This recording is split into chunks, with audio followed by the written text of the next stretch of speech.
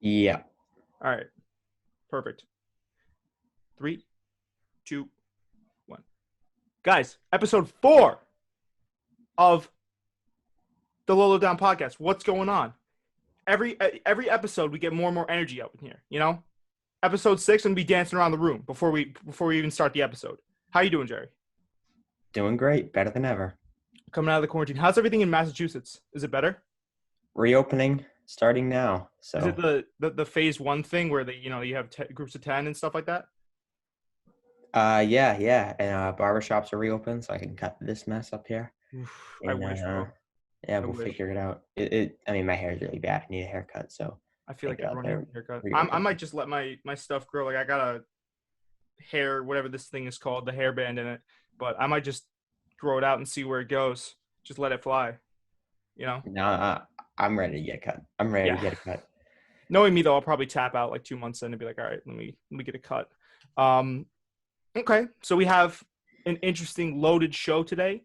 We have the Call Her Daddy debacle, Dave Portnoy going back at them with full steam. We have a lot of sports news, actually, because sports are kind of picking back up here. We have our reactions to episodes 9 and 10 and the whole of the Last Dance documentary overall. Jerry, I guess we could start now. Are you familiar with the Call Her Daddy situation? Uh, Yep. yeah, it seems like to me, and I'm going to just start it out this way. This is what having a lot of money does to people, at least having a lot of money really quickly. And I'll start off with your take on this because I just think it's interesting. I never really trusted these girls from the start. And I feel like this situation kind of showed everyone that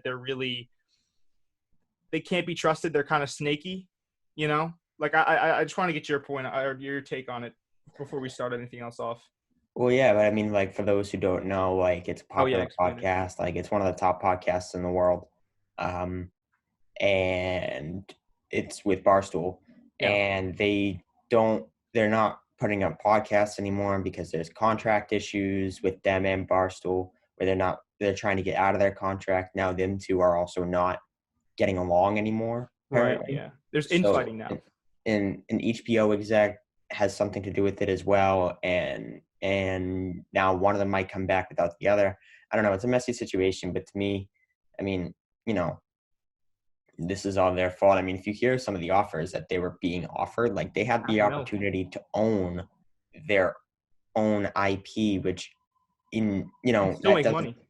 that doesn't happen. Like they Oh, had yeah. the opportunity to when their contracts expired, be able to leave and keep all the profits that go to their show. They could take their show with them if they wanted to. That doesn't 100%. happen anywhere. So And Dave was even so kind as to offer them a lot of their merch sales. He said, listen, I'm going to offer you guys, they were getting $500,000 until their contract expires, on top of getting the IP back, on top of getting extra merch back. They had the potential, I believe, that they had to make money was that they were going to be making north of $1 million off this contract with the yeah, well, ability to take listen, up and leave. yeah, and assuming all that's true, because all of that might not be true, because you haven't heard their side of the story yet, and he might be lying, they might be lying, who knows? But Yeah, that's true. if you are to believe the only side of the story that is out there, it's kind of like you were offered an early out to Right. your contract, and when you left, you got to keep everything, and you wanted more, and now you're gonna have to go crawling back. I don't know. It's a bizarre situation, but I think both will get on fine without each other. I don't really think it'll be that big a deal, but yeah, I mean, when you hear the story, it's kind of like, all right, well, you're both being ridiculous. Like, I don't really side with the company over the people much, but I'm like, all right, you're kind of being ridiculous. Like, they kind of did everything they could To get to them back. get something out of it, but you know, Listen, when I heard this, I gotta say, Jerry, I side with the company here. All right. He offered them a base salary of 75K annually to do a podcast not off the street because they had already published a few episodes. But think about and this. just to be clear, this is when they just started. Right, right, Like, right. they No, that's weren't what I'm even at a saying. show yet, and they were getting 75K. seventy-five Jerry, thousand dollars. answer me this. If someone dropped us 75K and said, listen, you do Do it Lolo right down now. in a studio every single week, once a week for Do it two right now. hours, I'd drop everything. I'd live on the side of the road to do that. Do it right now. But like to get that from the start, like you haven't even put out a single show yet, and to get that from the start, $75,000, no matter where you go, it's a good amount of money. It's a good salary, 75K especially each. especially if you're living on your own right now, as young as they are. 100%. That's a really good salary. And obviously they had the means for upward mobility. They were purportedly going to be up to, going to be making up to about like 500K by the end of their contract. I think they signed a 3-year deal with Barstool. By the way, Barstool, I don't know why they really signed. I mean, it was a good cash cow, sure, but it's not really about sports. Would they be better suited somewhere else? Maybe. I've heard some whisperings now. Like I've been watching a lot of the Barstool shows, and apparently they weren't highly favored around the office. They were kind of coming in when they wanted. People weren't really digging the vibe that they brought in. I feel like these girls kind of felt like they were bigger than Barstool, which, you know what? Maybe they were. But at some point, you work for a parent company as big as Barstool. I just think it's a little bit scummy that you kind of make your own schedule. I do think actually that they were a very good fit for Barstool, just because like if you know what their show is about, like you kind of need to find, like ESPN isn't putting out Call Her Daddy like ever, like you know what I mean? Like that's Right. not a spot, but like over there you really don't have to filter much of what you say. Like they live in controversy a lot, so I actually think that it was a perfect spot for them to be. But um, I guess it wasn't really sports related, but Yeah. if you pay attention to what they put out these days, like it is majority sports, but it's not always sports. So, It's um, it's like locker room talk for women, which is why I agree with you, Jared. I think it's a good fit for Barstool. Like, and not maybe they just didn't fit in there. Like right. maybe they just didn't fit in with the crowd. But It's a male dominated. I think it's a male dominated office. I could be wrong though. There's a lot of. I mean, there's the Barstool Chicks channel, but there's not really. I feel like it's mostly guys in there. I just think it thematically it didn't fit, but in terms of like you said, cash flow, I think it was a great idea for Barstool to pick them up. yeah, and You I know, think it was a good fit for them too. I don't really know what happened. They obviously thought they were worth more than they ended up being worth, but now it's all kind of blowing up on each of them, and I don't know. We'll see where it goes. I think it's really conniving because also if you think about it, it was conniving from the start from both of them because they were actively shipping out or shopping out the show, excuse me, to other places like HBO. I think there was a deal in place with One Wondering. Tree, whatever that is. I've never heard of One Tree I think it's a before. podcast network. Okay. This would have been a huge gap for them because again they are huge. Right. Right. I'm not disputing. I'm saying it was shady from the beginning. You know, because they're going behind the Barstool contract. They're going behind Dave Portnoy's back. They're shopping out the show actively.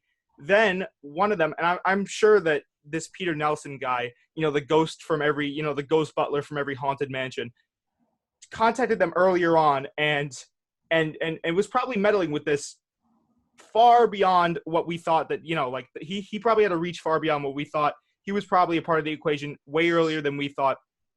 And then for Alex to kind of go behind Sophia's back is also conniving because you hear that, and say what you want about Alex doing the heavy lifting.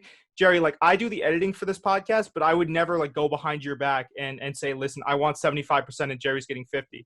At least that's not the way I'm wired. Well, I just think both of them are kind of like you see really, and you know what? It's also deceitful towards their fans because they were giving off this impression that they were like homeless. I don't know if you watched any of their stuff. I did some research on it. Part of the thing is that they're a normal, couple of girls in New York and they're hanging out and they're doing this and that. That wasn't really the case. They were bringing in dough. So they were kind of deceiving their fans, which is something that they've always prided themselves on, is that they keep it real with Daddy Gang. The whole thing was kind of just deceitful, and that they heavily scripted their show as well. I'm looking at the rankings for podcasts on iTunes right now, and this is today, and maybe it has something to do with the fact that they're sparking up so much controversy. But right now, the number one podcast in the world on iTunes. Can you see that? Wow, they trumped Joe Rogan, huh? Yep. That's interesting. And not only that, this isn't like this is the first podcast that Barstool is putting out there. So like these contracts negotiations, like, they know what they're doing because it's not the first time that they've negotiated a contract before. Like when you look at the rankings for sports, they also have the number one sports podcast out there. So it's like Sports podcast, really? Do they even talk about sports in their show? I thought it was just about like. no, not Call Her Daddy. Barstool has another sports podcast that's number one. Pardon My Take is great. I love Pardon My Take. Yes. So it's not like they haven't done this before. Like they've done this before. Like, they know how negotiations should go. So the fact that this one blew up kind of points you in the direction of who's in the wrong. Who do are you with me here in saying that Call Her Daddy is definitely in the wrong, or do you think there's some? Oh yeah, no, they're in the wrong. Yeah. Yeah. Okay, so we can both agree on that. I think I wanted to get your opinion, Jerry. Where do you think this is going to go? Because Dave Portnoy has openly said that he's willing to take these girls back, or at least one of them, Alex, and just either she does a solo because their show is heavily scripted anyway, or just pop in a new one. I don't think the show would be the same, honestly, but I just want to get your take. I don't think this materializes, and I think they go over to One Tree or whatever it is they want. I think the one girl just comes out and finishes the rest of her contract, but I don't think it'll be the same just because of what's gone down. Like, I don't know if people are going to listen anymore because it kind of, I don't know, they're kind of fake, I guess. I don't know. I mean, the whole show was, in essence, fake. It was scripted out. So when you're doing a solo, and I can attest to this, I don't really script out my solo. I kind of just ramble. So it's going to be really weird, I'm sure, for a lot of people that are still fans of the show. I mean, they'll tune in, but it's going to be Alex sitting in a booth for 45 minutes talking about doing whatever. I don't think it's going to be the same. Well, it won't just be her. They'd plug somebody else, and I think. You think so? Oh yeah, no, yeah, you can't find that yourself. I feel like they could probably plug in like Amy Schumer. I feel like Amy Schumer. I think the way they'd roll is they'd just try and get somebody new in there. Yeah, I'm just trying to think of like who. I don't know. It would have to be because to see the whole thing about like what makes podcasts great is the chemistry. Like we have good chemistry. When I did this stuff with Nigel, we had good chemistry. So it's all about chemistry, and they had good chemistry. But like if you plug someone else new in there, that's a whole. Even with heavy scripting, that's going to be a whole other ball game. You know what I mean? Yeah. It's so I just thought it was really interesting. I want to get your take on it, and we'll see how this kind of plays out because Dave Portnoy is fighting them tooth and nail, and he said we're gonna sue the shit out of you. It could also be just like a ploy to stir up controversy because they're kind of an all press is good press type of thing, and yeah, I mean, like it could also just be like a thing where it's like they kind of just cook this up, and now they're getting articles written about them, and now they're the number one podcast in the world. So it could also just be a ploy to just stir up some controversy. In reality, nothing's going on. If it is, good for them. Yeah. Oh, I mean, I didn't even think about that necessarily, Jerry. This whole thing could be set up by Dave Portnoy, Sophia, and Alex to stir up controversy, and then they could just, I guess, everything could return to normal, and they could be like, "Gotcha." Now we're number one on the iTunes list for podcasts. Do we want to move on to our second topic though? I think we have this firmly covered up. All right, so listen, me and Jerry, both big sports guys. We're happy. All right, sports are coming back. UFC's back. I'm ecstatic. Had some great cards. Had some great storylines. Do we want to touch on Walt Harris real quick? I think it's great that he stepped into the octagon. I think it's sad the way he got finished with a high. I think it was a left high kick to the head. I don't think this is going to be the last we're seeing of Walt Harris. If you want my professional opinion, I think he's very talented. We saw him kind of stand and trade with Overeem, and I think he could possibly get Overeem, or he could definitely be considered for title contention, even though he took this a loss. So UFC's coming back. Then we have a lot of blood, which was big time blood. You love to see it. That was the what fight was that? Well, that one, and then also too the one earlier. I don't remember the guy's name. Yeah, that's what I'm talking about. Where that guy was really bloody. Yeah, that's the one I think we're both thinking of. That was he was leaking. But the main event too, a guy was leaking as well. Yeah, well, it's what makes a great MMA fight. And his eyebrow, it looked like. Yeah, it's what makes a great UFC fight, in my opinion. The phone. Dude, this is gonna be a recurring thing. Leave it in. Don't edit this. I'm not gonna leave it in. I mean, definitely leave it in. Who calls? Who calls a landline? Jeez. God. Golly, guys, this is what happens. If Coop edits this out, I just want you to know I asked him to leave it in. He does not want to leave it in. I'll leave it in. You know what? I'll leave it in. I'll leave it in. Because you know what? Someone's conspiring against me. Someone's standing like the hash-slinging slasher on the other side of the street with a cell phone calling my house repeatedly because they know I'm recording. That's what it is. What was I saying? Because I completely lost my train of thought. You were talking about UFC. Oh, yeah, no. I think the bloodier an MMA fight, the better. Some people might disagree with me, but two guys going to war is great. Back to what I was saying though. Oh, go ahead. You had something? I was about to say that again, like not to be repetitive here, but that one dude in that prelim fight was leaking. Oh, you know what's also kind of hilarious? Remember how we were talking about with the Nate Diaz and the Jorge Masvidal fight when Nate had like, I think it was it wasn't a small cut, but it was a kind of substantial cut. And I said to my father, I said, if that's Nate Diaz, the fight would have been stopped. Oh yeah, oh You yeah. know, so it just shows how like certain corner man handles certain things. Can you hear that in the background? God, God! I'm gonna take this thing out of the wall, man. Do we just leave this in? Is this better? Is this good content? It's good radio. It's good radio. Yeah. Okay. But so UFC comes back. Bundesliga follows suit. Same with NASCAR. I haven't watched any NASCAR races. I probably won't ever watch any NASCAR races. But golf is also coming back, right? Do we want to get into? We want to get into what Trump said about golf. Yeah. So it was well. All right. So golf had like a charity event on Sunday where 4 guys went down to Seminole golf course in Florida and played a match for charity for COVID relief. Mm-hmm. And at some point during the broadcast, it was around like halfway through, Trump called in and, they kind of asked him a few questions. So it was kind of a casual interview. But one of the things that he said that I really wanted to touch on is because when sports come back, there's not going to be any fans, right? Like that's just the way it's looking right now. And this match was played without fans, and the match on Sunday with Phil Mickelson, Brady, Tiger, I'm tuning in for that. Peyton Manning, won't have fans either, obviously. So Trump called in, and he basically said that because the guy asked him, Mike Tirico, he was like, when do you think fans will come back? When do you think fans will be at PGA Tour events? Trump said that after the first 4 or 5 events, he wants to see fans. Now, maybe he is right. Okay, he would know more than me on this subject. But I'm looking at the PGA calendar right now. The first official PGA event is June 11th, so 3 weeks from tomorrow. Right. The second one is June 18th. Third, June 25th, and fourth, July 2nd. Mm-hmm. The fifth one is July 9th, and then the sixth one is July 16th. So what event is the fifth one? Which event is that? What course are they playing at? They're playing the John Deere Classic in Illinois. That's the fifth. And PGA Tour.com is currently selling tickets for that event. They're not selling tickets for the previous 4.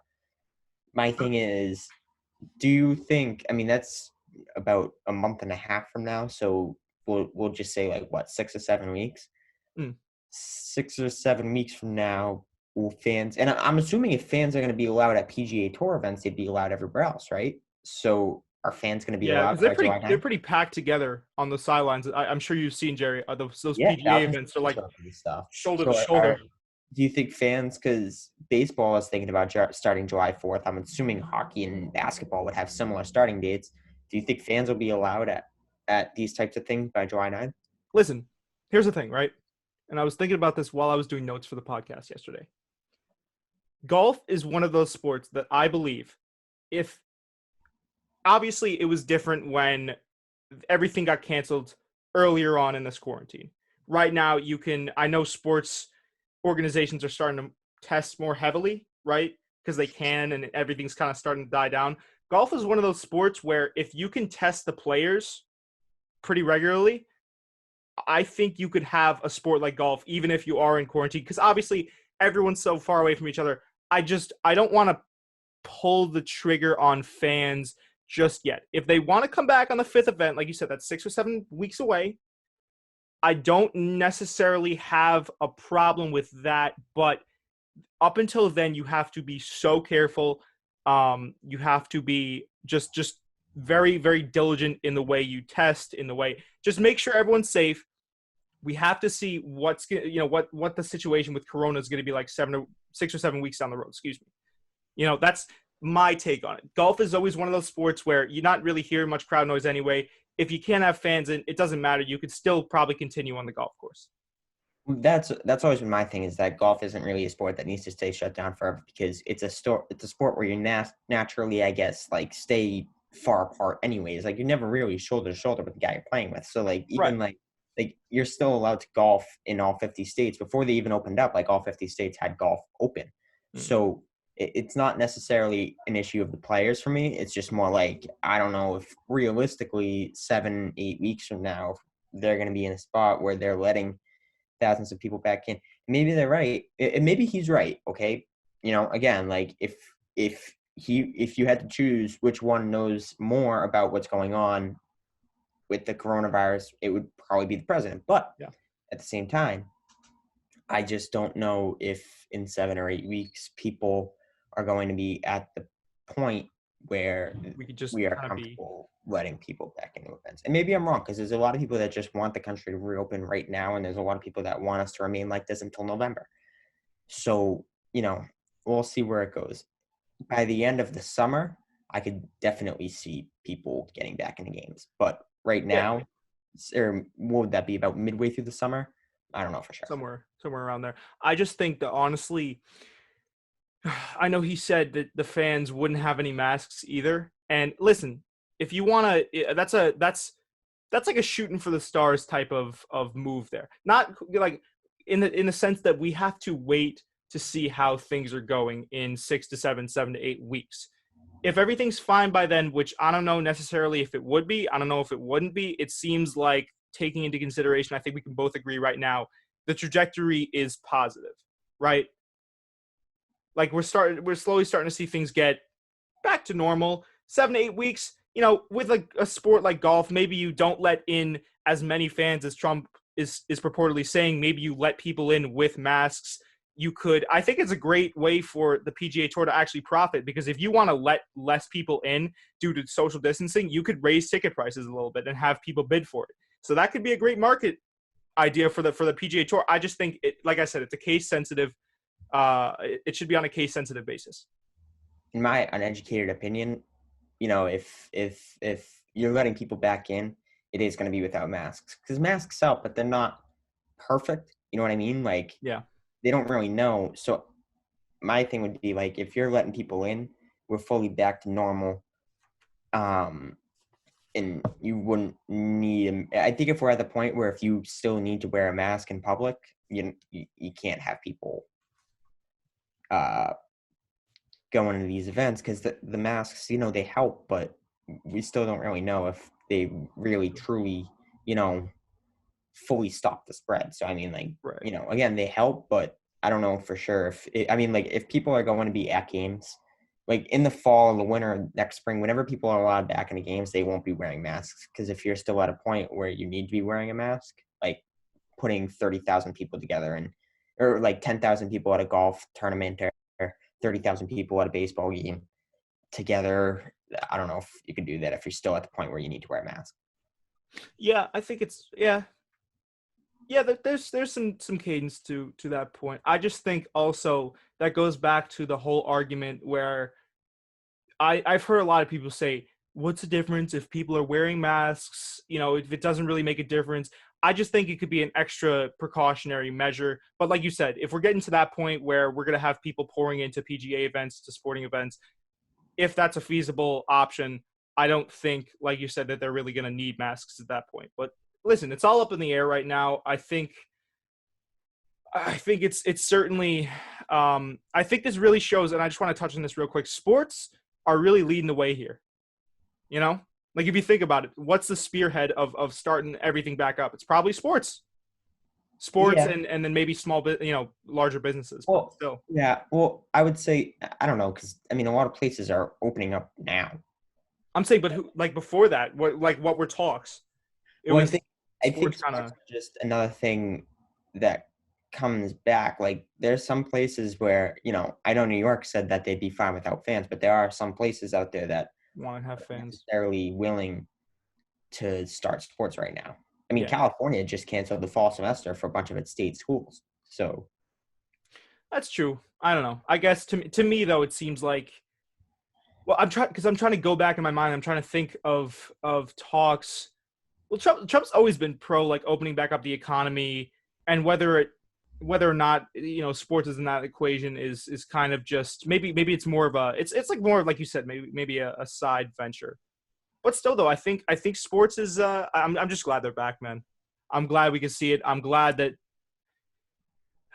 Say what you want about it. I'm glad that we can kind of have sports back at a reduced capacity. You know what I mean? But too, fans or without fans, it's better than Yeah, nothing. I'll So watch. I don't care. one, so I guess we should move on to the next thing. Well, sort of the next thing. So, baseball is in talks to come back. They want a spring training to start mid-June, and then baseball does officially start back early July. We've been through this. Mm. Last week, Blake's. We'll kind of get into the issues of what's going on here. Yeah. So, in March, when baseball officially shut down its season, the owners and the players came to agreement where if they started up an 82 game season, players would get 50.6% of their salary for the year, Right. which So makes roughly sense half. because there's 162 games in a season. If you're playing 82, you're Yeah. playing barely half. So you get barely over half of your salary. Now the owners are trying to backtrack that. They're currently saying that if fans don't come in, they'd be losing over a quarter of their revenue, and that players would be making 98 without fans in the stands. Players would be making 98.6% of the revenue when you put it in terms of payroll. Whether that's true or not, I don't know, but that's what the owners are saying. So they're proposing more of a 50-50 split, Mm-hmm. where the owners would get 50 and the players would get 50. That would lose the players money, a lot of it. Right. For example, like if you looked at some of the numbers, guys you've heard of, like Juan Soto, Peter Alonso, would be making like just north of $100,000 to play baseball this year. I mean, it's a lot of money, but for a professional athlete, it's not. Blake Snell went out there last week. I have the exact quote here, and basically said along the Well, lines man, Jerry, I love it. that this: he will not play the season with another reduced salary. He says it's just Right. not worth it. This is the exact quote. Y'all got to understand, for me to take a pay cut is not happening because the risk is through the roof. If Yeah. it's a shorter season, less play, I got to get my money. I'm not playing unless I get mine, okay? And that's the way it just is for me. I'm sorry if you guys think differently, but the risk is way higher and the amount of money I'm making is way lower. Why do you think I'm going to do that?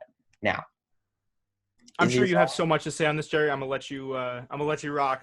Well, is he wrong? No. No. But the way he said it, 1,000%, because he sounds like a millionaire who's worried about losing millions of dollars. But for him to say that isn't necessarily true, because I think with him, he'd still make like over $10 million a year. So like, boo hoo. Right. Like he's losing a lot of money, but he's still making a lot of money. Like to the common people that are either like working on the front lines, like a ton, or to the people that are making no money because they've either, their business has been shut down right now, or they've either been furloughed, laid off, whatever. The people making no money, they're like, are you serious, dude? The players that should be speaking out about this are like the couple that I just listed, Soto and Alonso, who are making just north of $100,000, which again, for normal people is a lot of money. But Mm. in reality, what you have to remember is these guys have a short time in their career to make this money. And if you only make just over $100,000 this year, it's a lot of money you're losing out overall. I just think that the players are in the right here. I think the owners should have realized in March that there was the possibility of no fans happening. They should have cooked up another plan. They said that plan is open to our interpretation. In reality, to me, that if it's in the fine print that if you're playing 50.6% of the games, you should be playing the players 50.6% of the salary. And the thing that I look at it is this: if you're a restaurant owner and you have a waiter and a waitress on your staff, and you're paying them, let's say, I don't know what they make, but let's say $10 an hour for argument's sake. Take out tips out of it, but you have two employees, they're making $10 an hour, and you're doing really well. Mm. You don't raise their wages if you're doing well, right? They stay the same. But You have to cut if it you're if it not doing goes. so well, Right. are you going to now turn to your waiter and your waitress and be like, I'm going to cut your pay in half? No, that's not how it works. You pay them for the time that they're working. And if you're not doing well, if the business isn't doing well, the business isn't doing well. But in reality, you don't turn to your employee and say, the business isn't doing well, so I'm going to give you less money. That's not how it works. And Right. baseball has no salary cap. I think the players are concerned that if the owners win this battle, they're going to be able to put in the salary cap in the future, which would obviously not be a good thing for the players because it limits how much money they can make. But I don't know. I always go back to the fact that, and again, they should get 50.6 of their salary because they shouldn't get 100 because they're not working 100% of the time anymore. They're only working half the time that they were supposed to work. That's not their fault, but that's just the reality of the situation. But I go back to the restaurant example. If the owner of a restaurant isn't doing well, he's not going to cut his employees' salaries in half, or like not half, but he's not going to all of a sudden be like, "Oh, I'm going to take away your money so that I can make more money." That's not how it works. And again, I know this is millions of dollars, so it's not exactly the same thing, but it's not exactly apples to oranges either, you know? Yeah, listen. I was gonna go on a spiel. You kind of just knocked everything that I was gonna say out of the park, to use a baseball pun. I think where Blake Snell went wrong is not equating it. And the reason a lot of people are pissed with him is because, you have people that are unemployed right now. A lot of people are unemployed looking for work. And to a lot of people, I feel like it's almost like I'm not going to make as much money, but I get to play professional ball. I think he has some ground to his argument in that, and I'm going to equate it now to like podcasting or say content creation. If you can really, really kind of negotiate your worth, it's a good thing to negotiate your worth, right? It's a good thing to kind of stick your own neck out for yourself and say, listen, I'm worth this much, da da da da da da. I want this much, da da da da da da. Sometimes you get no, sometimes you get yes, but it's a good thing to have, especially because Blake Snell's a talented pitcher. He has shown exponential growth. He was supposed to make a lot more money, but I think where he went wrong is the circumstances, right? Circumstantially, he's in the wrong. There's a pandemic going on. Like you said, it's a pay cut because the league isn't making as much. It's a shortened season, and he gets to play professional ball. I think he's wrong in those circumstances. I think in any other circumstance, he could have a little bit of a kind of, what's the expression? Like a hill to stand on. Is that it? Is that what it is? You know what I'm trying to say? Yeah. Yeah. He'd have an argument if the circumstances were different. However, now it's kind of like it was framed in a way that it kind of seems like it was in poor taste. But I can understand where he's coming from. In the end, he does have a family. In the end, he's getting paid to play ball, but he's not. I can understand why he'd be a little bit hesitant to go in there for reduced pay. It is a risk. Don't get me wrong. He is risking his health, but at the same time, he isn't the only one doing it. And Right. now, doctors and nurses obviously have to.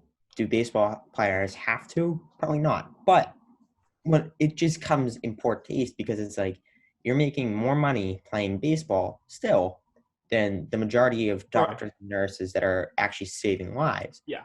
So it just comes across, as you said, in poor taste. And, again, he's not wrong, but, I don't think he should be the one speaking out since he's still going to make millions. If a player like Pete Alonso came out and said, hey, with this deal, I'm making just north of 100 grand here. For a lot of people, that's great, but I only have 10, 15 years to make it work. That's not going to work for me. That would come across as like, okay, yeah, this is a little bit more not sincere. going to work for players. Yeah. No, I agree. Do we want to move on to Premier League for our final sports news of this podcast? Yeah, so the English Premier League tested, I think, 748 of its employees. Yeah, 6 of them came back positive. Yeah, only One 6 of them manager, came 2 back managers, and 4 players, I think. Yeah, so I mean, I don't know about you, but a lot of people wanted them to shut the league down. I actually don't think it's that big a deal. I don't think it's that big of a deal. I think where a lot of people take issue with the league shutting down for this year, because honestly, we can be honest. You're a Liverpool fan here. I'm a Manchester City fan here. The league was a foregone conclusion. You guys, I mean, your team overperformed the shit out of this season. I don't think finishing off the league would have any bearing on the result of who gets crowned. I think you guys should just take it.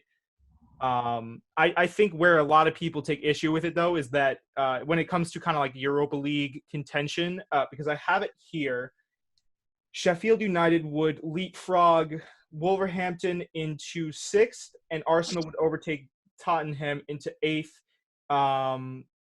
Arsenal would have a shot at qualifying in the Europa League, and then that would mean that Sheffield United over Wolves would have a definite spot in qualifying or no, excuse me, they would get a definite spot in the Europa League, which is kind of bad because I wanted to see Wolves in the Europa League. Honestly, I think they have a great team. I think they have a very talented team. I mean, they're my team's kryptonite, right?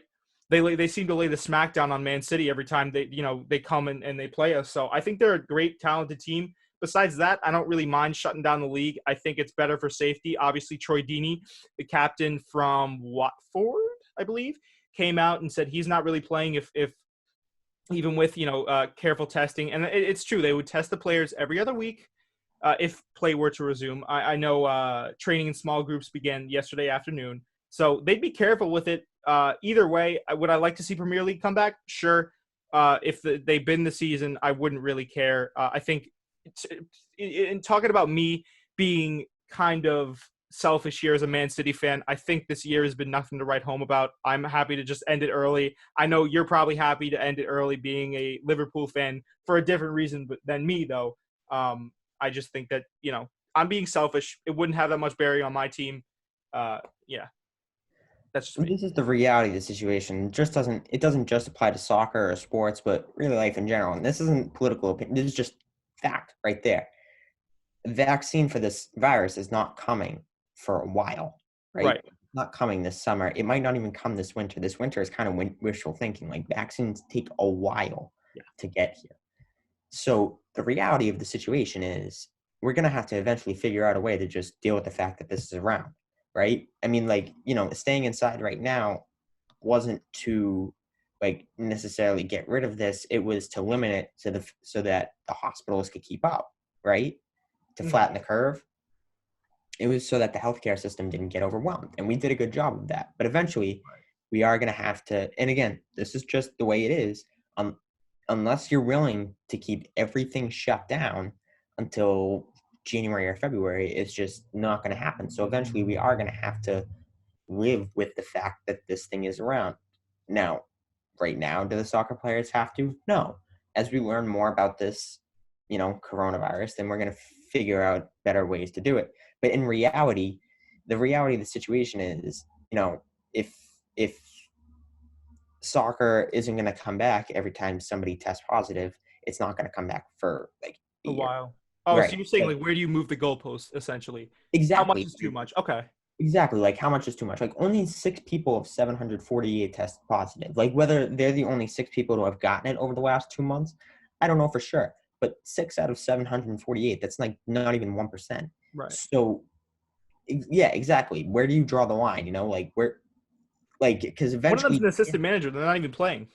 right, but eventually too, like, and I get like there are team employees, there are managers. It's not just about the players. There are team employees and managers who are older and at risk. But again, the reality of the situation is we are eventually going to have to figure out a way to live life with this thing around. So does that mean the people that are at risk just stay home for a while? Or, do you just open back up and hope nothing happens? I don't know, but eventually they are going to have to find a way, and they are going to find a way by the end of the summer to just deal with the fact that this is going to be around and try and figure out where you go from there, whether you just live life as normal or some restrictions or whatever. But, for the Premier League to shut down because of less than 1% of their people testing positive, I don't know if that's exactly a smart decision. And maybe they just do, and they just say, like, you know what, whatever, like, it'd be one thing if the race was close, but the top team is kind of the top team, so we'll just kind of figure Exactly. out these last few um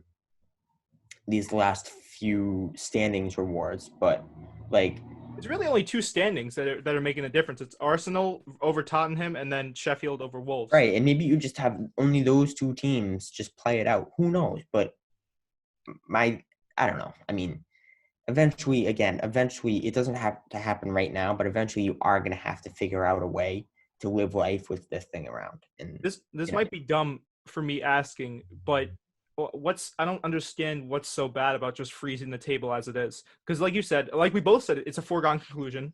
Liverpool's miles ahead of everyone. Why can't we just freeze the table and then have everyone just end off the season as it is? I don't know if there's like extra implications that I'm not taking into account, but exactly, like maybe I'm wrong here, but it's one thing for hockey or basketball where if they want to finish the season they have to come back because they have a playoffs to get done. With soccer there is no playoffs, So I don't really understand, if you already have a clear-cut champion, if if you have a couple of standings things to figure it out, just have those couple of teams play. Like, why do you need to necessarily have like people whose seasons don't necessarily matter anymore come back and play? Like, if you already have a clear-cut champion and you already have teams like clear-cut into the specific spots, into the specific rewards that they get for where they finish, Yeah. and you have a couple of teams that still kind of need to battle it out, why not just have those teams kind of play a couple of games against each other just to, figure out what the standings are going to look like going forward. And then just, this was the season, we figured it out as best we could, and we'll see you next year. And we'll have a plan for next year to, play a season, because, the longer you go also too into the summer, I mean, the Premier League starts in like what, August or September. At this point, it probably wouldn't finish until July if it started like Right. in June. So that off season isn't realistic. To me, you just kind of shut the season down, play out the last few games to figure out the standings, and then just move on to next year. Yeah, I mean, and going a step further, if you're talking about having the teams that would be mixed up when you bring in the points per game model, I feel like Arsenal would get smacked up in the Europa League. Like, if we're both being honest, I mean, we've known that Arsenal this year is really underperformed. They've got a semi-talented team on the back end. If I'm remembering I'm sure Brandon is watching this right now screaming at me because I'm not sure about my soccer knowledge, but I feel like Arsenal has the potential to get smacked around in the Europa League, so it would really matter anyways. What Yeah, what but would like matter to me again is the Wolves. my thing would be like, if you might think that maybe you're right, maybe you're wrong. My thing is like, just, either freeze the standings, or if they're kind of on the cusp, just have the teams play on the cusp, play each other, Thunderdome style. figure it out. That would be the fairest way. Like, you can't go and kind of be like a college football mentality of it, where it's like, well, I think this team is better than this team, so that's the final standings. It's like, just have them play it out. I think what you should do is you should have a Thunderdome style arena, right? Both managers from the teams. You throw a staff in between them, and they fight to the death to determine the Europa Yeah, League just spot. fencing or boxing, or Yeah. old school. Like, isn't there a president one time that like died in like a senate duel, or not a president, sorry, a senator that like died in a duel in like the Yeah. 18th? Like, that's Yeah. just how they settled it. Like, That way. You know what I'm saying? that way, yeah. A Western draw. And not only that, it would be a couple of managers. So you're under the 10 people rule, and just give them giant polls. Actually, you know what? Who Move in cares, the circle. who cares about coronavirus? Because if one of them gives coronavirus to the other, that might do it. So like, fight to the death. The winner like murders the other manager, and then he contracts corona, and then nobody gets into the Europa League. Maybe that's how Adam Silver is going to do the NBA playoffs. Maybe you just have like Brad Stevens on one end, and Mike Budenholzer at the other end, and that's your Eastern Conference Finals. And then out west, you have Frank Vogel and Doc Rivers battle it out. I feel like Brad Stevens would probably win that. Brad Stevens got that, like, I feel like he knows his way around like a katana or something. Like something you wouldn't even expect, but he would just like unsheath it. Everyone would be like, what the fuck? Yeah, no, I think I think I wouldn't mind seeing Premier League come back, but I'm happy with my second spot. How much of your take is just you coming at it as a Liverpool fan? You could be honest No, with me here. it's not. It's just the reality of the. It's like I'm busting your balls. I don't know. when is the Premier League slated to start? Like August. Yeah. Like, if you play this season out into July, you are now finishing this season, but you're shortening next season, and you're kind of messing up the calendar. So if you only have a couple of teams play like at the end of June, like teams play into June all the time anyways. So if you only have a couple of teams play into June just to figure out those last kind of few standing formalities, Right. then you're not really throwing next season into the toilet. Yeah. Because at this point, this season is kind of It's a foregone conclusion. yeah, this season is kind of a jacked up season anyway. So why would you finish this jacked up season and also jack up next season, when in reality you have the ultimate opportunity to say, like, the season is over. Let's just cross a few T's and just move on to next year. That's what I would do. Same. And then I think and we're then in work agreement. on next year to have a plan where you don't have to delay the season. You can either start it with no fans and kind of phase fans back in, but come up with a plan, because this thing is not going away, and come up with a plan to play next season. I think also, and some people might give us flack because, like I said, I'm a Man City fan. You're a Liverpool fan. I feel like it'd be the same for teams at the bottom of the table. Just listen, just bin the league. I can't deal with my team anymore. Like I don't know, I forget who's at the bottom of the table. I'm gonna look it up real quick. But like, it really has nothing to do with what you root for. It's just like a logical standpoint. No, it is. It is.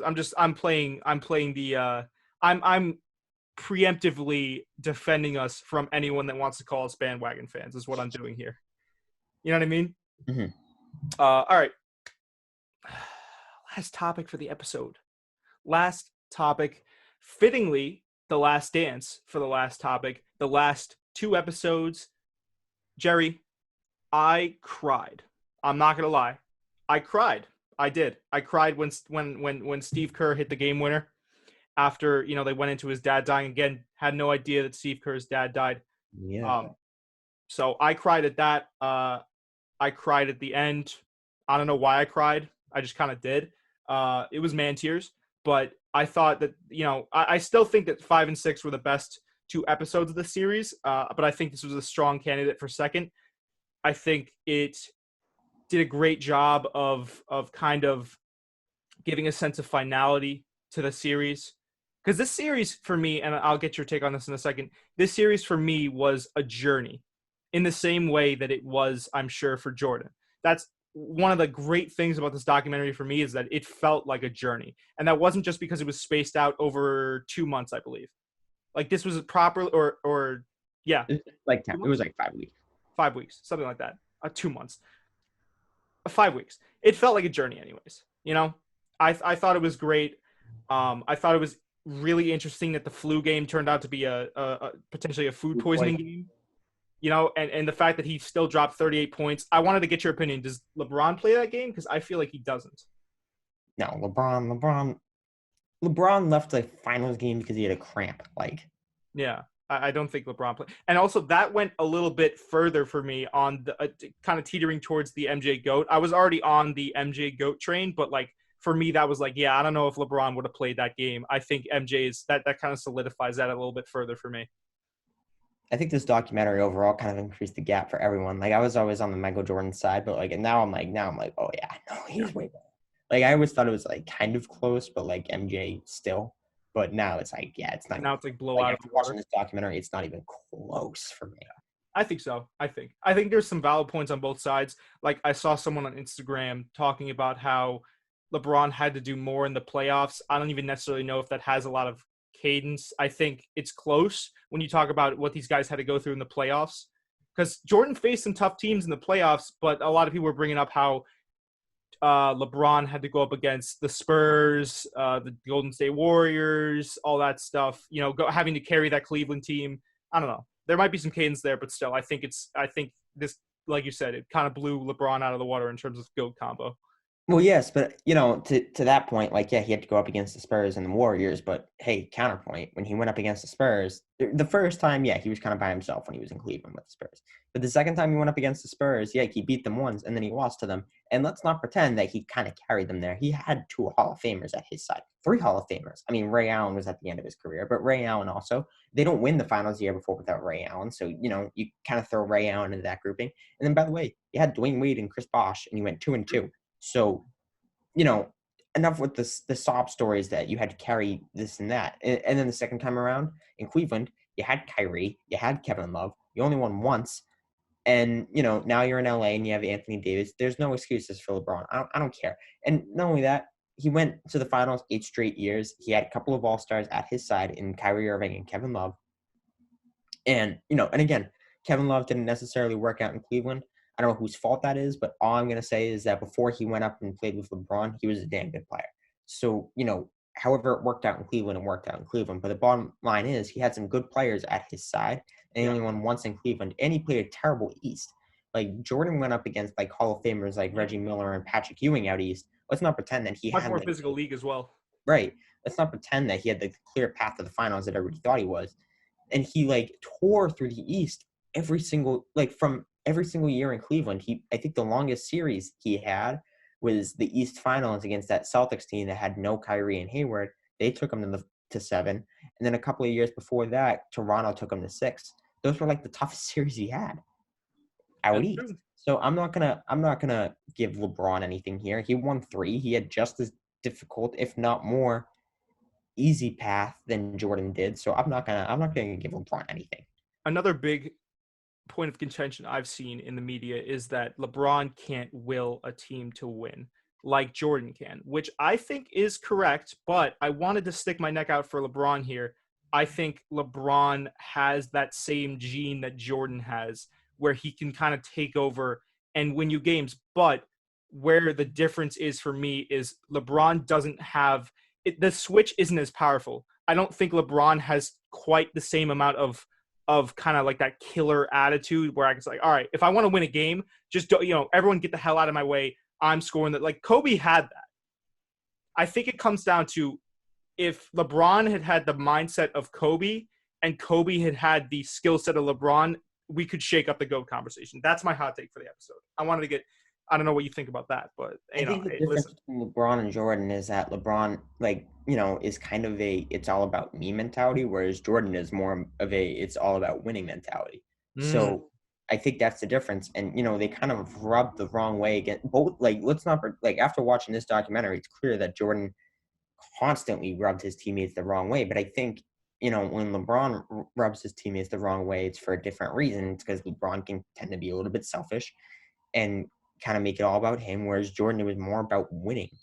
It was more right. about winning. Like Jordan did the things he did. I forget who said it, but during the documentary, they were like, yeah, at the time he kind of seemed like a bad teammate, but looking back on it, he was being a really good It was teammate. vital. He was Yeah. just doing it to make Because us of the winning. better. LeBron is Jordan's not walking up to Jerry Krause's office to be like, I want Steve Kerr traded for this guy. Like LeBron clearly does. Like LeBron was trying to trade his team last year, essentially. Thank God we didn't see GM Jordan because we know GM Jordan and not the best track record with the Hornets. But no, LeBron's definitely a better GM than Jordan. I'll give you that. but that's the only thing. No, I also saw what was it?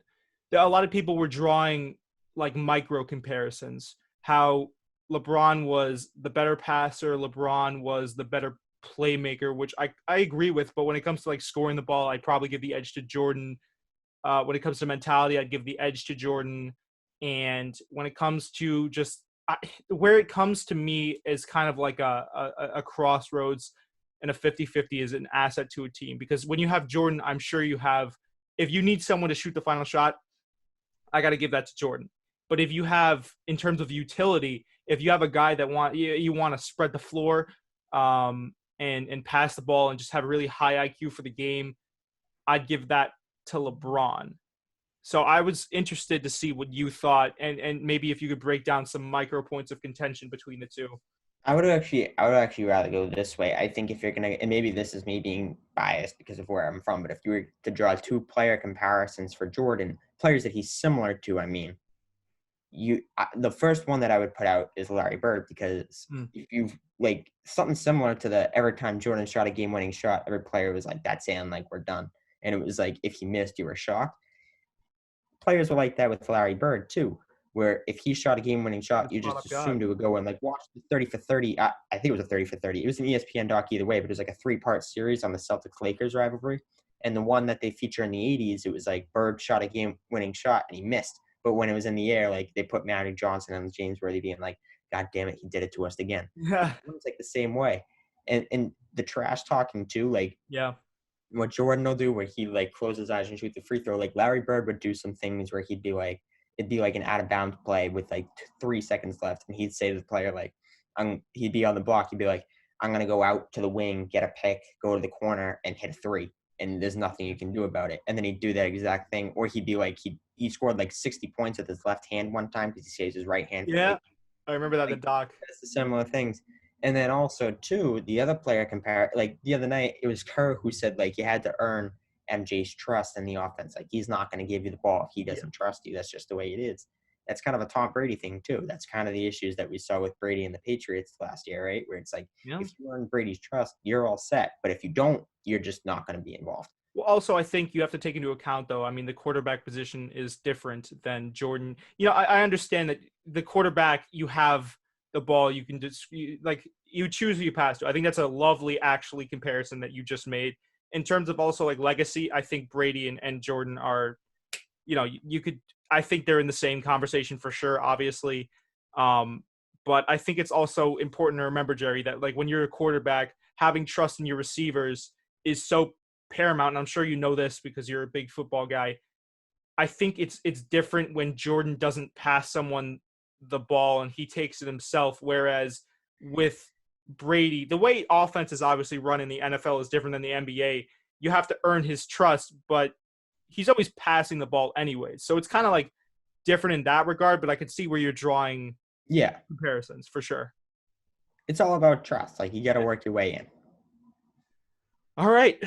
Well, that was the Wow. episode. That was an hour about. And any closing statements again, Jerry? Anything I you want want, to tell the 20 concurrent viewers?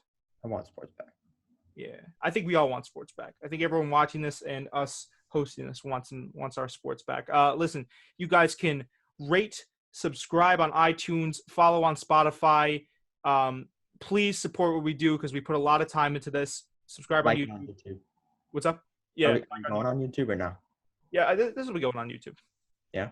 But yeah, we put a lot of time into this, so make sure to give us some support if you like it. If not, feel free to go about your day. But if you like it, give it a like, subscribe. Any support is needed and appreciated. And we will see you guys in the next episode. Oh, Shout out to the guy that ran over a raccoon in my street and then dragged it to the front yard of my house. That's pretty good. he dragged it and then just left it in the front yard of your house. Well, it was like a grass strip in between the sidewalk and the street, so it's technically town property. But yeah, that happened. Oh, ew. You just leave it in the street, I guess. I don't know. Someone else will pick it up. That's when you like litter and you're just like, yeah, someone else will get it. Shout out to that though. Yeah. Do I have any shout outs? If anyone listened to my solo, shout out to the guy. Shout out to gas station Matthew McConaughey that I beefed with in an intersection outside of McDonald's. Go check out that solo episode. Shout out to that guy. And we will see you guys in the next episode. Thank you so much for listening. And peace.